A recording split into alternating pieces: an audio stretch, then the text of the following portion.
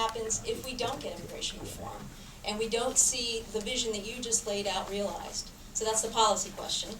And then on the politics, as you just finished saying, the administration has a very ambitious agenda. Its commitment to this issue is real, but is it realistic? And how do you see it being realized? Thank you for those easy questions.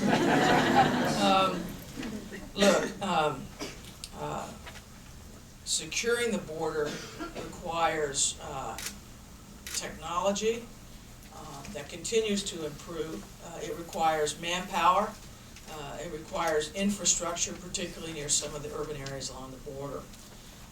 But you have to have a system that also permits legal immigration, because otherwise the incentives are always the reverse.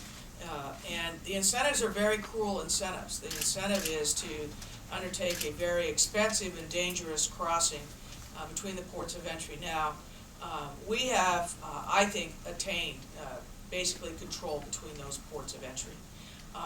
But we need to have better laws that allow us to go after the smugglers who are making money out of this deal.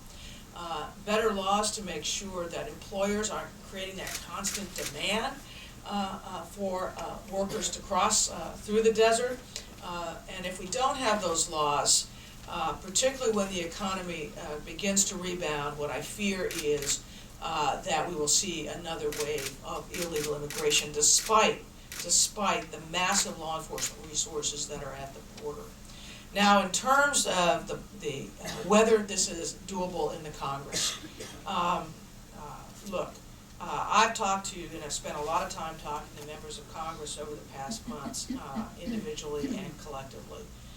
They all recognize that this is an issue that's not going away, and that without a solid immigration policy that's modernized for the 21st century, that provides the enforcement tools we need, that helps us streamline the legalization process, and that deals firmly and realistically with those already in the country. That we have a tremendous Achilles heel. We have an Achilles heel economically, also on a security basis. Now, how do we get that done?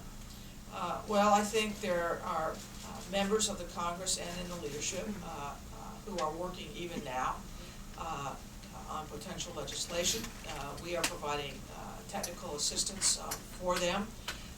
And I think the hope is that when we get into the first part of 2010, that we will see legislation begin to move.